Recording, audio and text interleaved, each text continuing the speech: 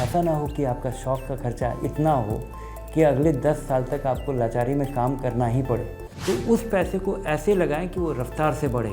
यहाँ पे आपको देखना चाहिए कि ये जो तीसरा वाला सेगमेंट है ये बहुत खर्चीला नहीं हो।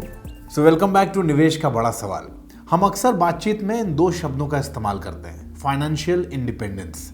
पर क्या वाकई हम में से ज़्यादातर लोगों को पता है कि फाइनेंशियल इंडिपेंडेंस होता क्या है और फाइनेंशियली इंडिपेंडेंट होने के लिए हमारा पहला स्टेप होना क्या चाहिए? तो आज के एपिसोड में इसी को डिटेल में समझते हैं धीरेन्द्र सर से।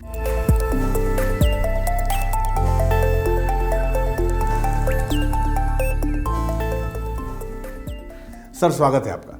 आज तो सबसे पहले हम लोगों को यह बता दीजिए सर कि फाइनेंशियल इंडिपेंडेंस होता क्या है?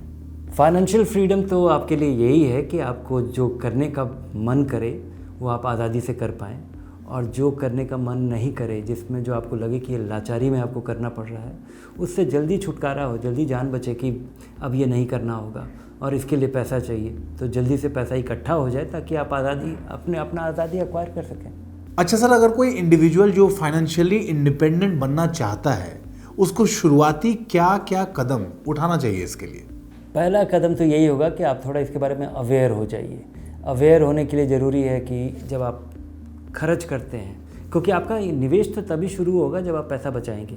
पैसा तभी बचाएंगे जब आप ये निर्धारित कर पाएंगे ज़रूरी खर्चा क्या है, डिस्क्रिशनरी खर्चा क्या है, लेकिन वो ज़रूरी खर्चा है, उससे आपका प्रोडक्टिविटी बढ़ेगा, और शौक़ का खर्चा क्या है, और जो शौक़ का खर्चा है उसको आप कितना ऊपर नीचे कर सकते हैं। ऐसा ना हो कि आपका शौक़ का खर्चा इतना हो कि अगले 10 साल तक आपको लाचारी में काम करना ही पड़े, और अगर कभी बीच में नौकरी चली जाए तो आपका लोन या देनदारी आपका बन जाए।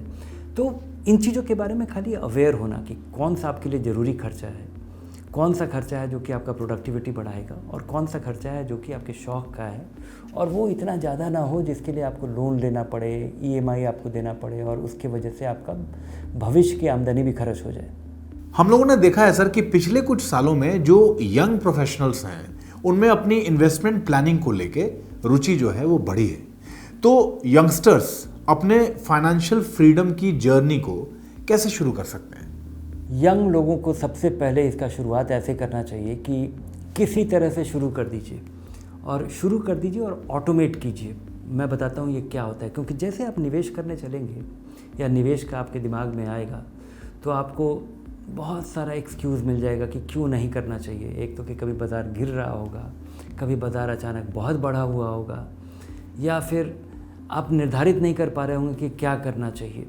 तो ये सब चीज़ के बावजूद आपको तुरंत शुरुआत करना बहुत ज़रूरी है, चाहे बाज़ार बढ़ा हुआ हो, घटा हुआ हो। एक 5,000 रुपये का अगर आप बचत कर सकते हैं तो 2,000 रुपये का शुरू कर दीजिए। अगर आप 2,000 रुपये का कर सकते हैं तो 1,500 रुपये का कर दीजिए, ताकि ना शुरुआत हो जाए और आप इसको एक्सपीरियंस कर पाइए। ये हैबिट बनाने वाली बात है। और जो तीसरा आपके पास एक एक्सक्यूज़ आएगा कि आप जब निवेश करने चलेंगे तो आपको लगेगा कि इंडेक्स फंड में पैसा लगाना चाहिए, आपको लगेगा कि किसी स्मॉल कैप में लगाना चाहिए, आपको लगेगा कि किसी डाइवर्सिफाइड फंड में लगाना चाहिए। आप इसकी चिंता किए बगैर जो आपको अच्छा लगे, लेकिन आप एक डेडलाइन बना के कि आज 2:30 बजे के पहले आप अपना निवेश शुरू कर देंगे। अगर आप ये नहीं करते हैं तो आपकी निवेश की यात्रा शुरू नहीं होगी, और निवेश की यात्रा शुरू नहीं होगी तो ये आदत नहीं बनेगा, और ये जब आपकी यात्रा शुरू हो तो आप देखिए कि इसको आप ऑटोमेट कर पाइए। आप एक SIP सेटअप कीजिए जिसमें कि आप मैंडेट दे देंगे कि अगले 12 महीने तक ये पैसा हर महीने 1 तारीख को, 7 तारीख को या 20 तारीख को, जो भी आपको उचित लगे या जो भी आपके लिए सुविधाजनक हो, उसकी शुरुआत हो जाए और आप इस पर बने रहिए। अच्छा सर, अगर कोई फाइनेंशियली इंडिपेंडेंट होना चाहे तो इसके लिए उसकी पैसिव इनकम से उसको कितनी मदद मिल सकती है? पैसिव इनकम हेल्प ही नहीं करेगा। पैसिव इनकम अनिवार्य है अगर आपको आज़ादी चाहिए। और पैसिव इनकम 2 तरीके का हो सकता है। एक तो कि अगर आपकी आमदनी हो रही है, कम हो रही है, लेकिन आपको वो काम करने में मज़ा आता है, तो आपको लगेगा कि ये पैसिव इनकम है। लेकिन फाइनेंशियल अरीना में जो पैसिव इनकम है वो ये कहा जाता है कि आपने इतनी पूंजी इकट्ठा कर ली कि उस पूंजी से मिलने वाली जो आमदनी है, निश्चित तौर पे जो आपको आमदनी मिल पाएगी, उससे आपकी आमदनी की ज़रूरत पूरी हो जाएगी। उसके वजह से आपको काम करने की ज़रूरत नहीं पड़ेगी। और ये जो पैसिव इनकम है, तो शुरुआत में आपको पैसिव इनकम टारगेट नहीं करना चाहिए। शुरुआत में जब आप काम कर रहे हैं, आपकी आमदनी है और आप बचत कर रहे हैं और वो आपका निवेश हो रहा है, तो उस पैसे को ऐसे लगाएं कि वो रफ्तार से बढ़े, वो आपके लिए इनकम जनरेट नहीं करे।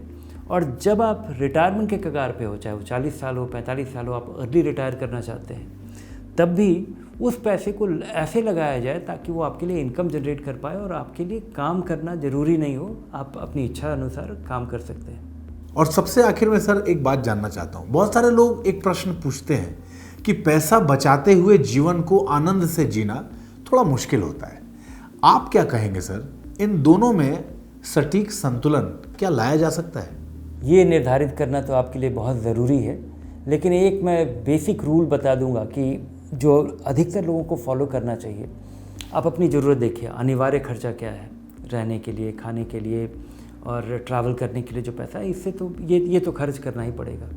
कुछ खर्चा है जो इसकी वजह से आप अपने आप को अपग्रेड कर पाएंगे, ये आपका इफ़िशियंसी बढ़ा पाएगा, तो ये एक तरह से आपके आप में निवेश है या ज़रूरी खर्चा है।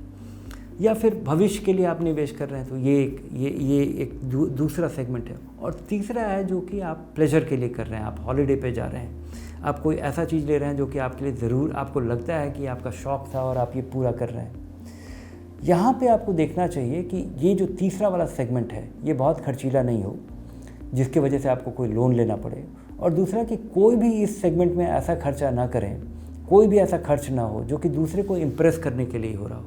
अगर आपको सचमुच में मज़ा आता है तो आप ज़रूर कीजिए, लेकिन दूसरे को खुश रखने के लिए या खुश करने के लिए या इम्प्रेस करने के लिए जो खर्चा है वो आम तौर पे एक वेस्टफुल खर्चा साबित होता है समय के साथ। आपका बहुत बहुत धन्यवाद सर, फाइनेंशियली इंडिपेंडेंट होने के तरीकों को इतनी आसान भाषा में सबको समझाने के लिए। और धनक वैल्यू रिसर्च आप लोगों से ये कहना चाहता है कि फाइनेंशियल इंडिपेंडेंस को लेकर जब भी आप घर में हो, ऑफिस में हो, दोस्तों के बीच हो, अगर डिस्कशन चल रही हो और किसी पॉइंट पर कोई कंफ्यूजन हो, तो ये वीडियो आपकी हमेशा मदद करेगा। और हाँ, अपनी फाइनेंशियल प्लानिंग से जुड़ा कोई भी सवाल हो मन में तो उसे लिख कर भेजिए, और अपने प्रश्नों के उत्तर के लिए धनक को आज और अभी सब्सक्राइब कर लीजिए।